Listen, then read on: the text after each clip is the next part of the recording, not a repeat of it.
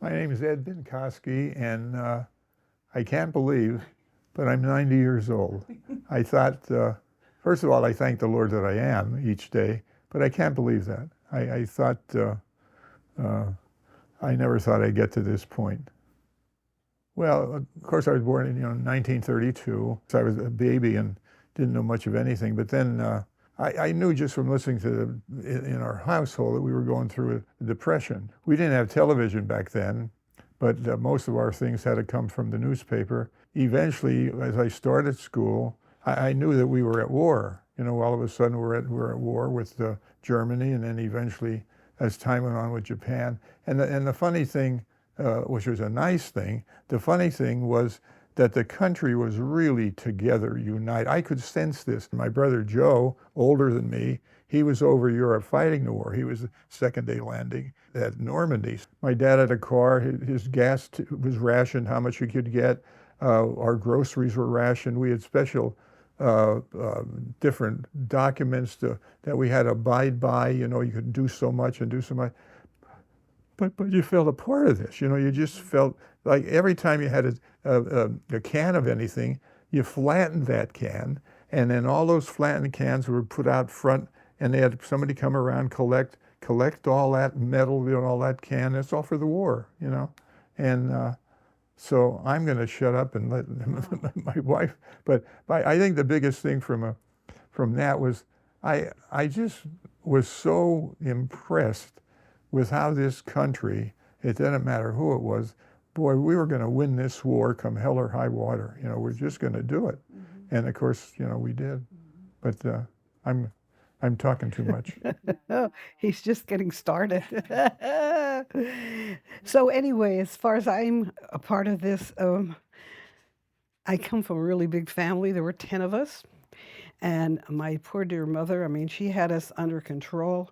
I kept saying when I was growing up, if I get and have children, I'm never going to be like you. You're so mean. You're so.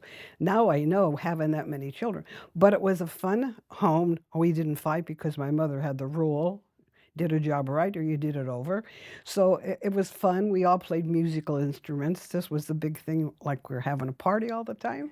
By the time I was maybe in eighth grade or so, I belonged to a musical group that was run Walter Rogers Reviews. It was a musical kind of get together, and we would go out to different places to sing. I was a soloist, and I sang over at St. Stan's at one of the shows that they had on their stage.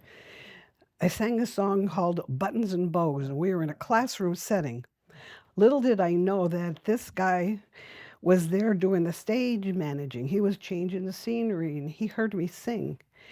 I didn't know anything about him at that point until I got to high school. Now I'm singing at an assembly, and he saw me on the stage. He told me this later. He said to his buddies, "Now be careful. This girl can really sing." I remember looking down at the first row, and he was sitting there like this, looking up, and I'm singing and I'm looking down. I thought, oh, that's Beaners. He's that football player he's a senior. I'm only a little skinny freshman, but he was listening to me. I'd be going down the hallway, and here he is, always behind me, pulling on my long hair. I thought, oh my gosh, I said to my sister, she was in his class. I said, he's always behind me someplace. No, don't let him make a fool of you. He could have any girl he wants. And so then I kind of forgot about it. But he just kept it up. And so I'm visiting a cousin of mine, and here he comes. His buddy driving the car comes to the door. She's in his class also. We went to go for a ride, and I said, well, I'm going to go home. No, they want Nancy too. So that's the first time I thought, my God, my brothers love him. I have 4 older brothers. My father, who loved sports, they loved him. My mom wouldn't let me look at anybody, So we stuck together all that time. Then he went away to college. I thought, that's it. He's going to see these beauties in Philadelphia. I'm out, But didn't see him much. He would hitchhike home from Philadelphia to see me when you could hitchhike. Got out of college, he goes to the Army, ROTC, and I thought, boy, I never get to see him. got me engaged and gave me the ring, and then we got married the following. And this year, in October, how many years are we married, Edward? 67. 67 good years. 67 good years and still going strong.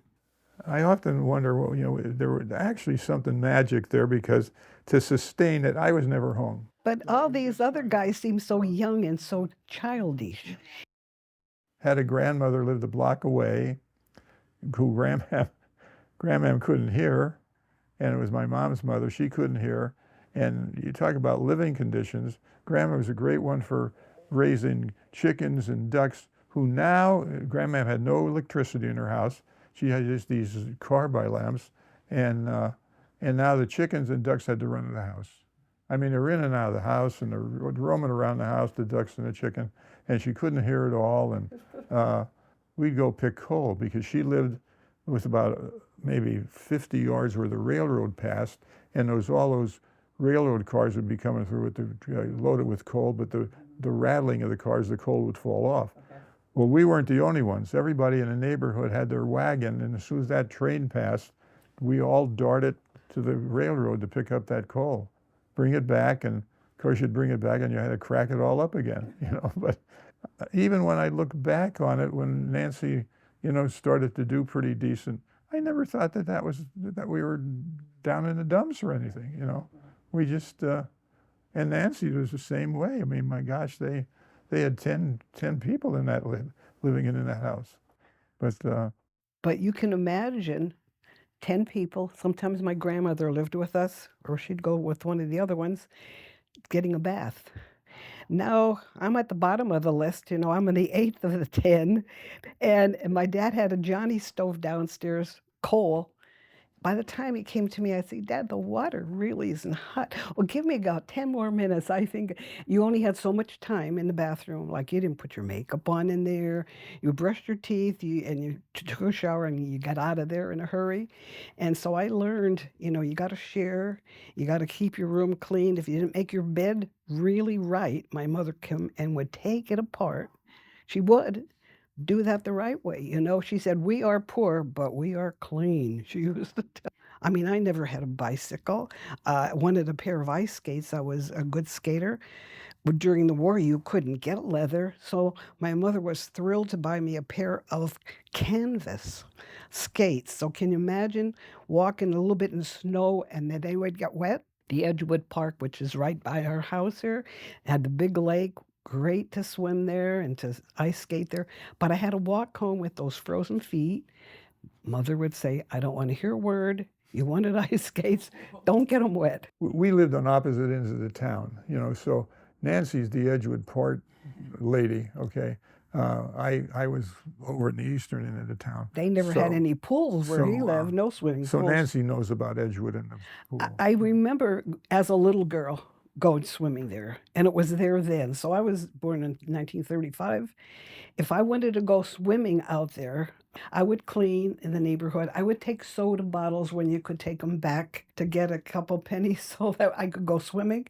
I would go out when it first opened up in the daytime, and I remember going in. I had my cousin who was a wonderful swimmer and diver, and she was always trying to teach us how to do all these things.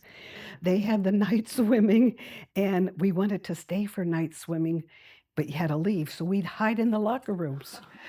We would go in there, and they would, anybody here, we would answer, and then start about 6 o'clock, we'd go back out, So I remember as a child, I would say I was 35, at least by the time I was 10, we were swimming out there. We'd walk out every day.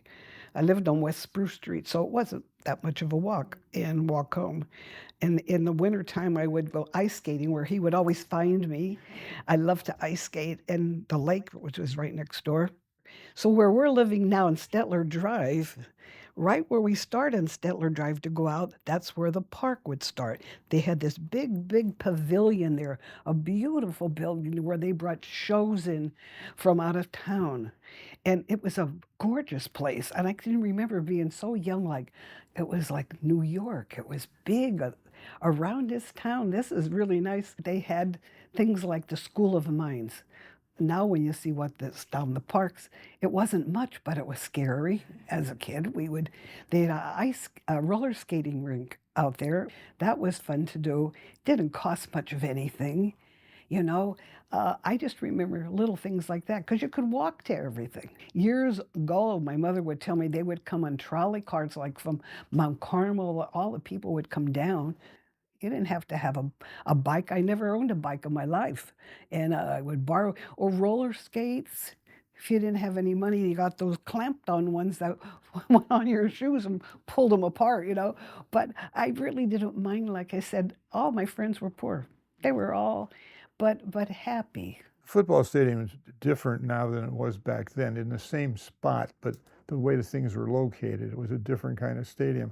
So if you were on this side near the top bleachers or so, you could turn around and wave at the people that were riding the roller coaster. And they had, now not like the Phoenix down at the Knobles, but certainly a very exciting and pretty thrilling roller coaster, you know. It went over the lake. I have to interrupt there. That was a big thing. They have pictures around places, Yeah, probably it the was- library, it was where it would go fascinating. over the lake. How beautiful was that? And did they have to tear that down? Yeah, it was really a, you know, for around here, it was quite a nice park back in that time. You know, Edgewood Park was really a lot of entertainment, a lot of rides, a lot of neat things. They would have these talent shows at the Victoria Theater on a stage. And so I remember going in to audition and saying, well, the first time that I went, I won the thing. And what you won was a gallon of ice cream from Martz's. That's what we got. It was wonderful. I was thrilled. We couldn't afford ice cream. We didn't have the freezers even. But anyway, so I did that a couple of times. And then second time I went, I won again. And Tom said, don't enter anymore. Don't enter anymore. He said that was a thrill because I was like maybe 8th grade, 7th grade. And I thought this was fun. But that's what I remember about the theater. I mean, I remember going, but that was Yeah. radio station just started. It was a big thing. The Capitol Theater was right where Wendy's is now, okay? And Victoria Theater was like a pretty sophisticated place down around where Rite Aid is. Great balcony, a little higher class, and the films they had were a little more first class. Capitol was in between there, but the Capitol had these dishes. If you went every Monday to the Capitol and, you know, paid your thing, you got a dish to eventually get a whole set of dishes, see? So my mother never wanted to go, and she'd say, Beaner, you're going to go Monday because we need this next dish. See, that's all I remembered about the Capitol Theater. I'm showing up at these theater, you know, paying my way in and to get this dish, you know. But next door to the Victoria, which was down in the Rite Aid area, right next door to each other was the Majestic Theater, okay? And the Majestic Theater was more of the B thing, always with a double feature, always a double feature, cowboys and, you know, and they also ran these serials, you know, like the show for the next chapter of the Green Hornet, you know, what's going to happen to the Green Hornet, yeah, see? And Monday tickets, yeah. and then if you went during the week in the Majestic, they would give you a Monday ticket so that you could show up on Monday with a dime. A dime and a Monday ticket got you in. And if you were in there, and we were all nuts then, we were all kids, you know, and when you get in there and there'd be a Western on, and boy, when the good guys were about to take over from the bandits, my God, those walls would be shaking. I mean, everybody's cheering them on, you know. I know I must have got my mother about 3 sets of dishes by going to the Capitol. And then if anybody dropped a dish, everybody went crazy and clapped. They'd cheer. They'd cheer when the dish And was you in. heard many dishes crack. Boy, You get them when you went in. They should have given you when you went out. And they're on your lap, and then all of a sudden you'd hear them. They won't give you a second one. I was in trouble a few times. And I resisted going. I'd give my mom a tough time. And boy, like, and I don't know, I remember these goofy things she'd say. Edward, this week it's a gravy bowl, and you gotta be there, you know. See, and I'm thinking, oh God, Mom, you know, to go.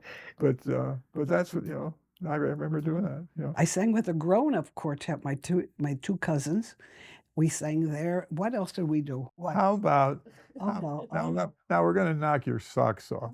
Okay. Oh, no, How no, about no. cat for our friend Matt? Oh, yeah, Yeah, okay. okay. But they're not going to understand what that That's means. we're gonna knock them. They're gonna knock their socks off. Okay, but All right. wait, no, you have to set it up first. Okay. We don't know why we learned this song. We had to be married, I would We think. had to be nuts. But we learned this song. It must have been during the war or something. I don't know. But Okay. all of a sudden, we started to sing it here. Okay. And no, and we thought, Okay. I Okay. said, how do we know this song? Okay. Cat for our friend Matt. And you picked a song. No, Okay. Oh, you're stalling. You're stalling. they're Okay. not going to understand Oh, what this that- was. I'll- Okay, it's here called, the song was called Himiny Gits. Mother, you're putting this off. Come on. Okay, Himiny Okay, Gits. cat for our friend Matt. Okay, Okay. here we go.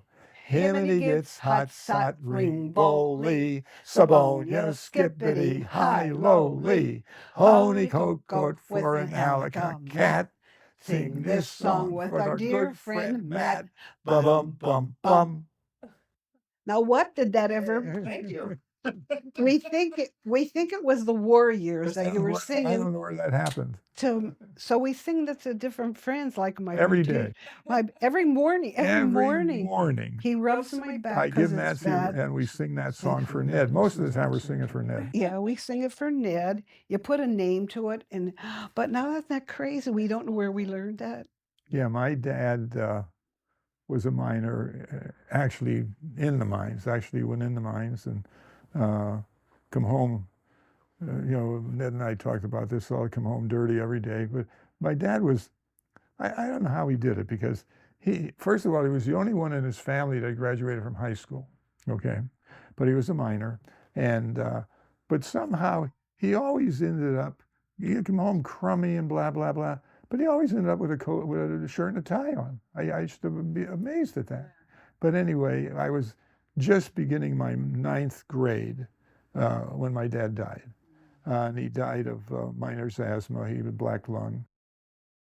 I can still remember he worked with a lot of people from Mount Carmel at Hickory Ridge Mines. And I can still, because of that, he would take me, I'd be in 5th grade, 6th grade, or whatever.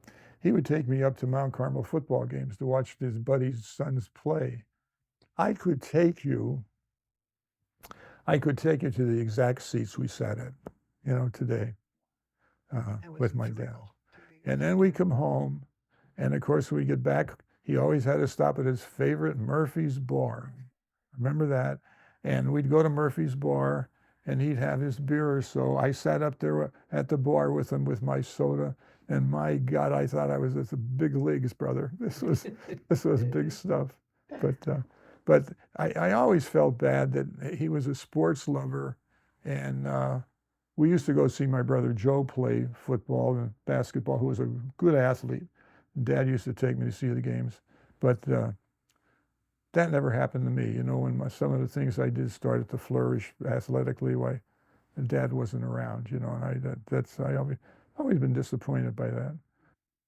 Well, the football coaching was like a 15-year stretch from when I got out of the military, when I got out of the Army, from 56 to around 1970.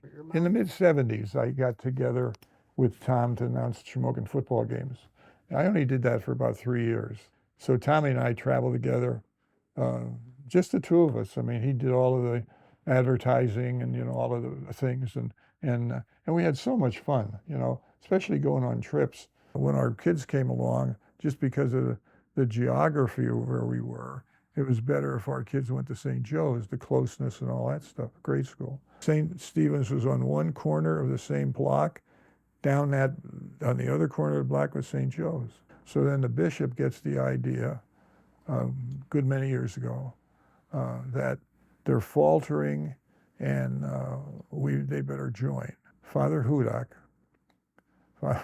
the pastor of St. Joe's, comes to me and he said, how about if you spearhead the joining of these two parishes?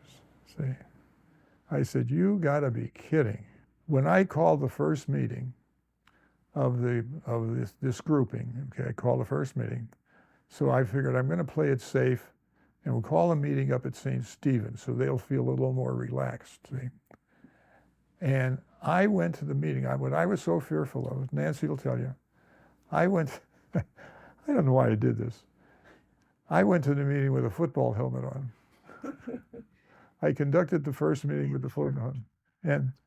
And what? Nothing's easy. And I had a sweatshirt on, which Ned bought me, by the way. Say his last name, you keep saying it. Has nothing's easy on it. I had nothing's easy and a football helmet. And they both referred to each other. St. Stephen's referred to everybody, those people down the hill.